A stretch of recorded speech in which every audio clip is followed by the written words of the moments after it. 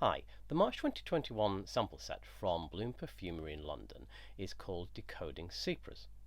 There's 9 different samples in the set, and in this video I'm going to review every one of them.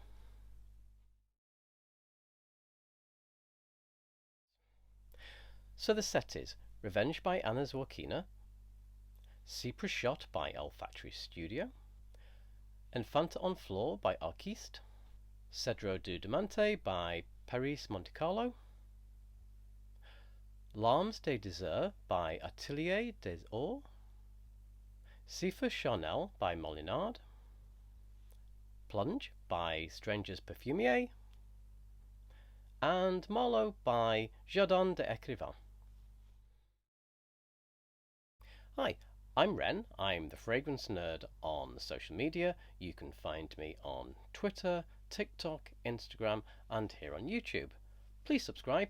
Here I'm talking about samples from Bloom. I bought all these samples. I have no relationship with Bloom. I just think they're a great organisation, so I buy their sample sets to get a monthly pack of joy, basically.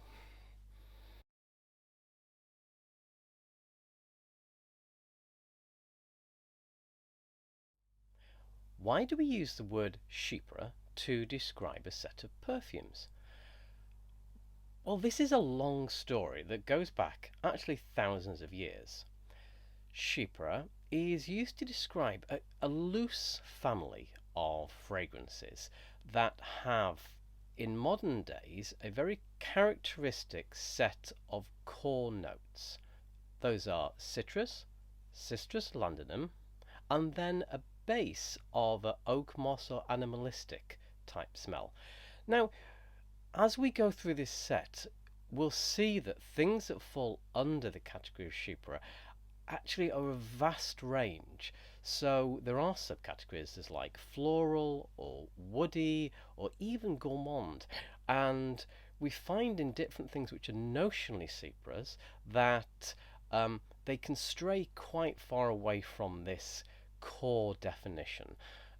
You can usually smell some of the tones there, so there's usually a sort of an oak moss underneath, and there's usually a separation between the citrus notes and the mid lower notes. Sometimes that separation, you can almost feel it, and sometimes it's a bit murky, but usually it's there, and that's what separates for me a chypre from a cologne. Though, and again in this set, we'll see that some of them quite get cologne-y. I mean, if you were blind smelling it, for me it'd be difficult to tell whether I'm smelling a cologne or a chypre. So why chypre? Well, this modern definition comes from a fragrance created in 1917 by Francois Coty called Chypre de Coty. There's actually a whole small side history to tell about Coty himself. He released this in 1917. In 1922, he took control of Le Figaro, one of the biggest newspapers in France, and I think at that time he became the richest man in France. He revolutionized perfumery by bringing it sort of to the masses and bringing packaging design into it in new and different ways. Okay, so he was the first one really to stamp this very specific set of notes on chypre, and after that, it's kind of what we come to associate with the name.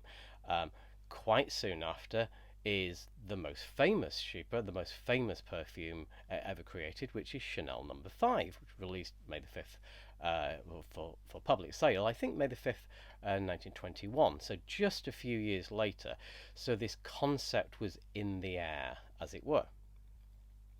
The use of the name chypre in modern perfumery and branding goes back before that, so 1840, Guerlain created Eau de Chypre.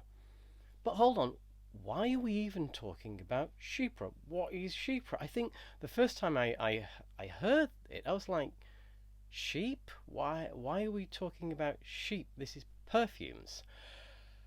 Well, chypre is the French for Cyprus. And here we go all the way back to ancient times, and indeed classics. So, in classical mythology, Cyprus was the birthplace or the origin place of Aphrodite. Aphrodite, the goddess of love and poetry and the sea. And in Cyprus, we had Aphrodite worshippers. It's also the case that Cyprus, if we look historically, we have archaeological records which go about 4,000 years back to show that it was possibly the first place in the world which industrialized the creation of perfumes. Again, for a whole number of reasons of geography and the natural fauna. Cyprus is home to a lot of aromatic plants, and in particular one called Cistus landifer or rock rose, and that to this day is one of the notes that we find in Chypres. So, for thousands of years, Cyprus has been associated with the creation of perfumes using some key notes which come from the plants in the area. In particular, fragrances from Cyprus have included some mixture of labdanum, calamus, and styrax. And we have documentary evidence of this. We have people talking about these fragrances for centuries. In the 13th century, apparently there are quite a lot of references to it, and then we have documented references in the 18th century of some of the ingredients and some of the smells. I think we can't also discount that we have the Aphrodite connection. Aphrodite, of course, being one of the most famous classical goddesses. So we've got a very early sort of marketing and branding machine here.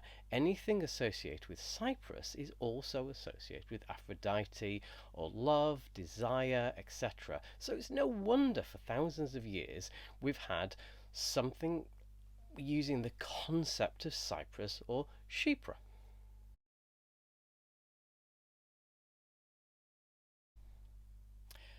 Revenge from Anna Zworykina is quite an interesting fragrance, and not to be confused with Star Wars Revenge. This is entirely different. Revenge very much is a leathery Chypre, and well, it's mainly leathery. The smell I get on the sample stick is like old leather, and I was going to say musty because there's a sort of dryness to it, but none of this is in a bad way. It's an interesting leathery smell where where some of the notes almost float off the surface of. I almost think like an old writing desk, but one that's been left in the sun a bit too long, but weirdly is still sort of quite aromatic. So it's pleasant. On my skin, it was pretty much exactly the same as it was on the sample stick. So just leathery with a sort of airy level above it. So it's quite pleasant. I don't think I'll be buying it, but for fans of leather rather than Chypre, I'd give it a go.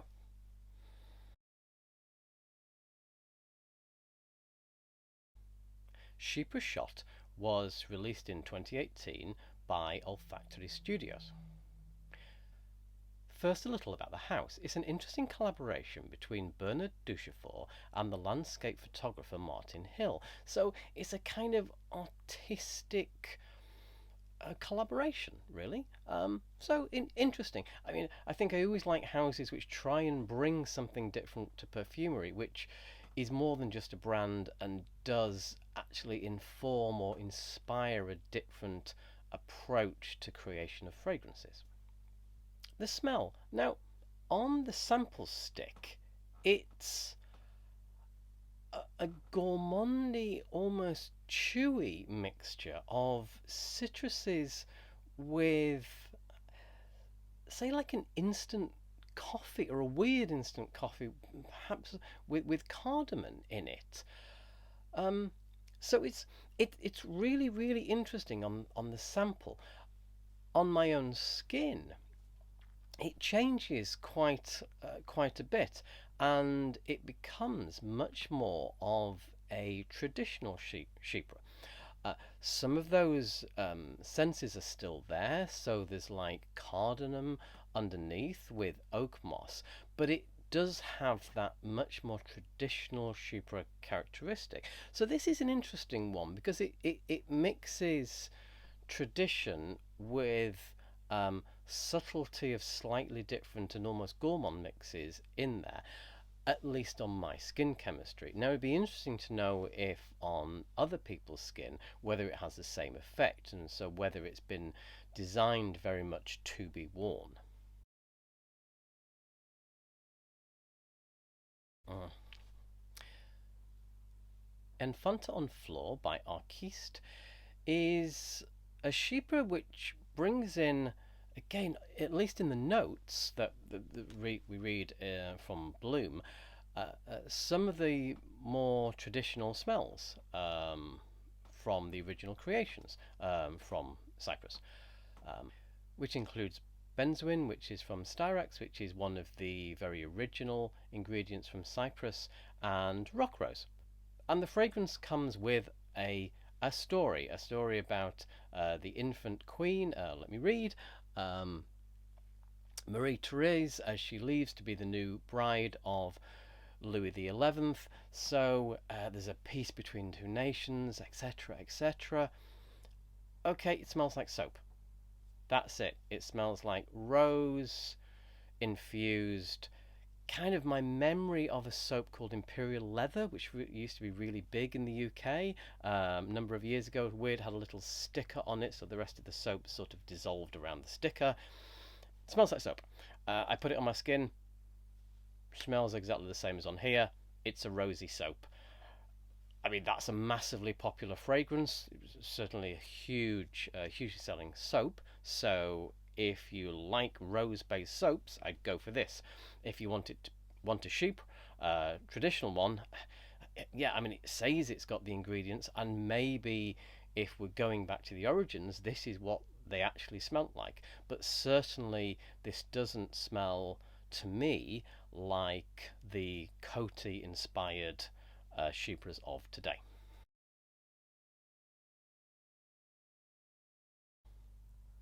Savitri by Parfume Prissana describes itself as a retro Chypre, though it actually mixes, at least from its notes description, um, Cyprus based smells with more Asian notes. It's a citrus. It's, to me, an extremely particular citrus. It'd be almost rude to describe it as being like lemsip or beecham powder, but I think it's very much in the same area. So it's an almost acrid citrus to me.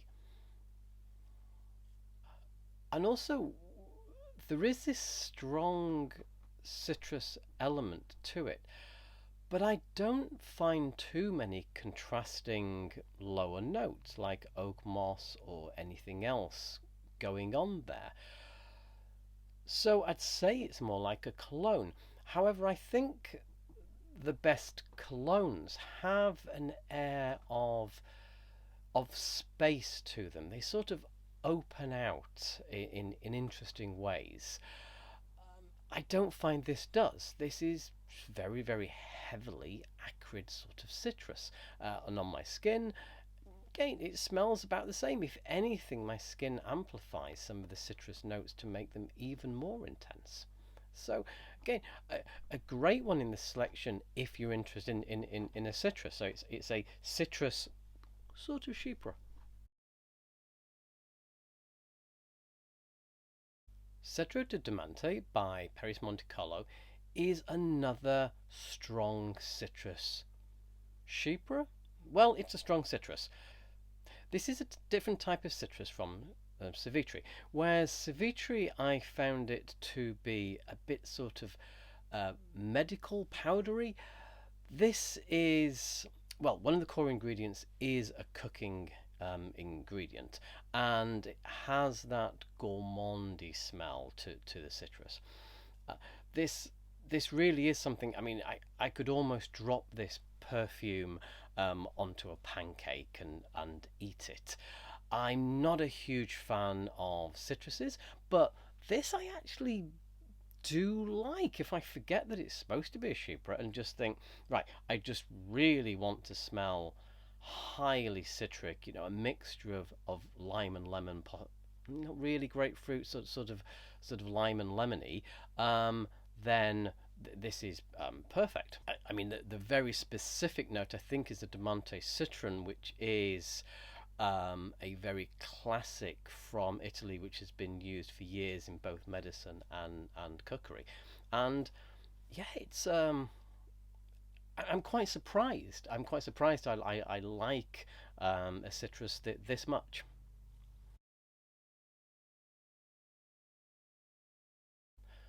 Larmes du Désert by Atelier Désert is, well, if nothing else, a test of my French pronunciation. The name is Tears of the Desert. And it's drawing on Middle Eastern notions of amber and incense. Like some of the others in this pack, it's like I'm not quite sure why this is in a group of chypres. It's an amber incense. On the sample stick and on my skin, it's a pleasant, soft amber incense. It certainly has those Middle Eastern feel and the feel of a sort of incense which you may have put on the day before and has really worn down now to be a gentle, almost intimate smell on the skin. It's pleasant in a inoffensive way. If you want to wear an incense but you don't want to go overboard, you don't want to be a walking ritual, then yeah, it's something to go for. I'm just largely uninspired by it really, although it's pleasant.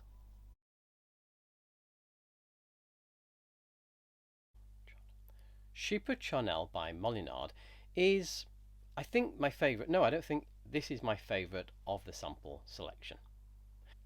I find this on the sample stick to be a complicated mix of aromatics and also aldehydes. On my skin, if anything, the complexity is increased. The aldehydes, but also the deeper oak moss, benzoins, etc., tuberose, musk come through to give it a very uh, deep sort of smell to it. And also, I think it's my favourite because it reminds me of Coco Chanel. Certainly not the same. If anything, I mean, it shares a lot of the top notes, I think, aldehydes and things. This is deeper, darker, and muskier than Coco, so it's quite an interesting contrast, but it feels in a similar kind of area. It's delightful. It wears over time. The complexity changes over time. So this for me is definitely one to check out. Plunge by Strangers Perfumier is my second favourite in the group, next to Chypre Charnel. And it's like Chypre Charnel, but sort of bitterer and darker. Um, and while I think Chypre Charnel is like Cocoa, I'd say this is similar to number 19. I think it's this mix in the Chypre of aldehydes, but it's again murkier and darker. We've got the oak moss there. When I first put it on my skin, it smelled unpleasant and just like sweaty, sort of um, acrid, unpleasant sweat for about 30 seconds or so. After that stuff had boiled off, it became really interesting and complex. As I say, like 19, but much murkier, much more dark things going on. So there are notes of, say, like tobacco and vetiver in there. and patchouli and iris, which is a big thing in a lot of Chanels. But these aren't muddled. They work quite well together, even on my skin, which often does muddle these things up. So it's the second one for me in this set, which personally is for really is for further investigation. But that's, I think, because I really like the way Chanel has taken this with number 519 and Coco. They, I find, do really interesting things in this area, and these last two perfumes do similar things, but take them darker, take them more sinister.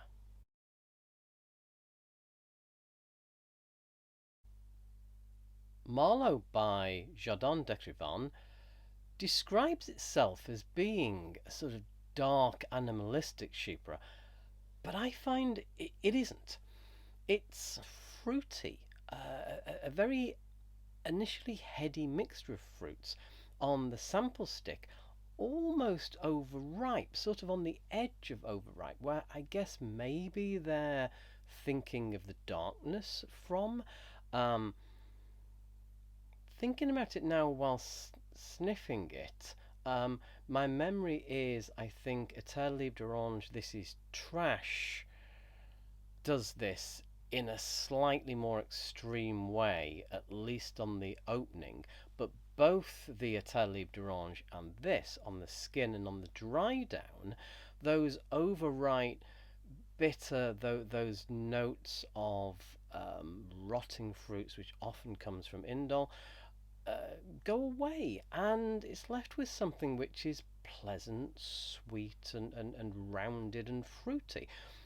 And there's nothing wrong with that. It doesn't seem very chypre-ish to me. It certainly doesn't seem dark to me, but it's pleasant and fruity.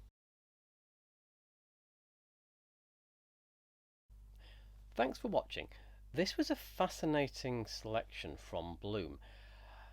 Now I've reviewed them all, the name Decoding Chypre is, I guess, quite an interesting one. There is very few here, if any, which are very traditional down the line Chypres. It's something where decoding could almost be deconstructing, because each of the samples which Bloom provided, I think, tend to take those very specific aspects of what makes a chypre, both the modern day ones based on the Coty and the original ones from the trioca of original ingredients from Cyprus, and then amplifies up one of those, often with the undertow of oak moss or something underneath, or often something deeper and darker lurking under the surface, but not always. At least to my smell, a lot of these just sit very much on the top. So I hope you enjoyed this. If you have, please subscribe. Press the button. It's on my little logo thing, which, dependent on how the camera works, is either there or there. Thanks. See you soon. Bye.